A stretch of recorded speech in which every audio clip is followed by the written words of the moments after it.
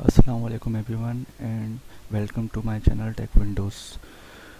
आज का हमारा जो टॉपिक है वो ये है कि हम how to speed up your computer without using any software. हम लोग किस तरीके से जो है वो computer without using any software जो है वो फास्ट कर सकते हैं। फॉर एग्जांपल हमारे विंडोज़ लोडिंग बूट टाइम, हमारे प्रोग्राम्स का बूट टाइम।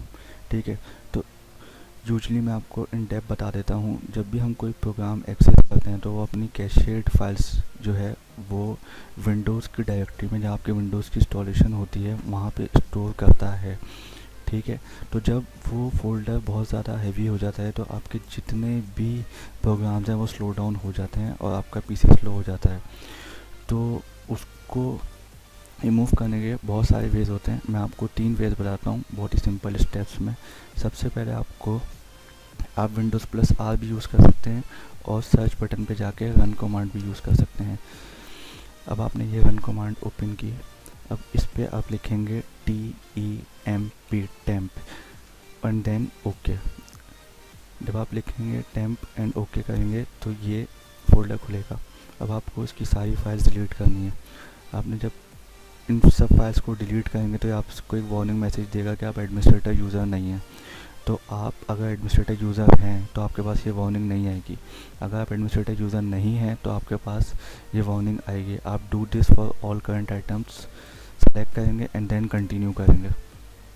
अब इसके बाद आप देखेंगे कि ये मुझे बोल रहा है कि जो आपकी फाइल्स अभी यूज़ हो रही हैं वो डिलीट नहीं हो सकती। तो मैं do this for all current items वापस सिलेक्शन करूँगा एंड देन इनको स्किप कर दूँगा।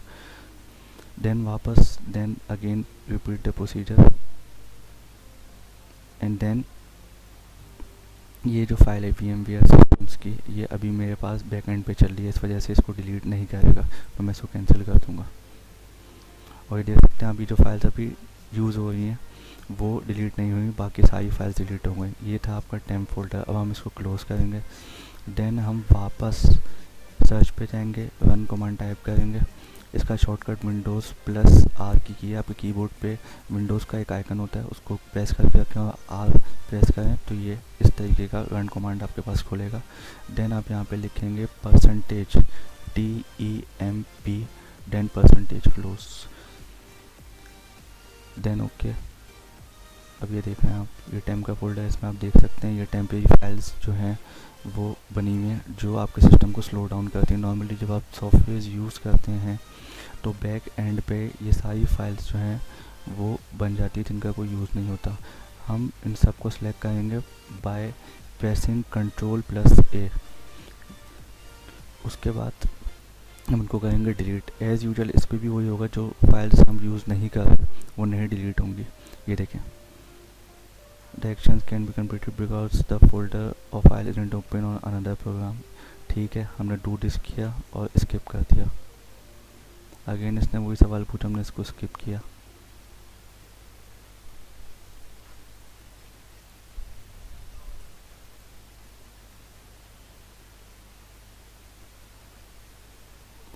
और ये जो फाइल्स अभी चल रही हैं इसको इन्होंने डिलीट नहीं किया क्योंकि इसकी यूसेज चल रही है।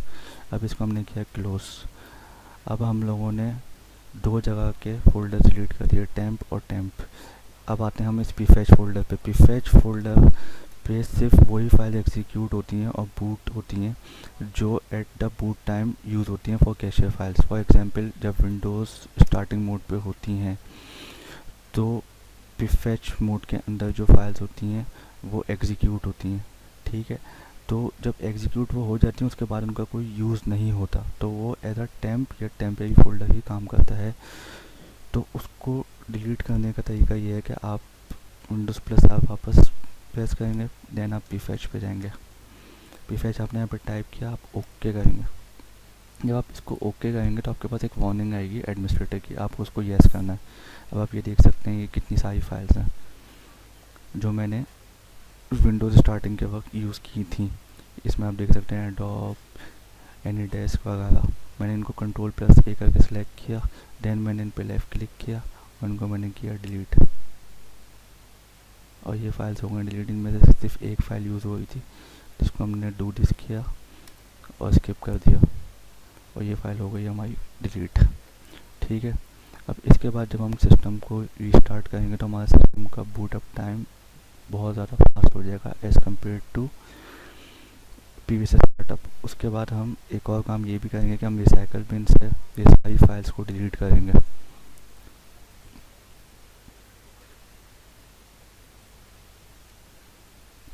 और इस तरीके से हमारा जो सिस्टम है वो विदाउट यूजिंग एनी सॉफ्टवेयर जो है वो वर्क करेगा।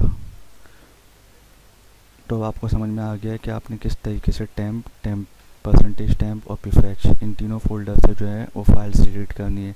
इसका जो सबसे बड़ा एडवांटेज है वो ये है कि हमारे पास इंटरनेट हिस्ट्री डिलीट नहीं होती, हमारे पास इंटरनेट के पासवर्ड्स डिलीट नहीं होते, हमारे पास काफ़ी सारी चीज़ें ऐसी होती हैं जो डिलीट नहीं होती हैं और हमारा सिस्टम भी फास्ट हो जाता है।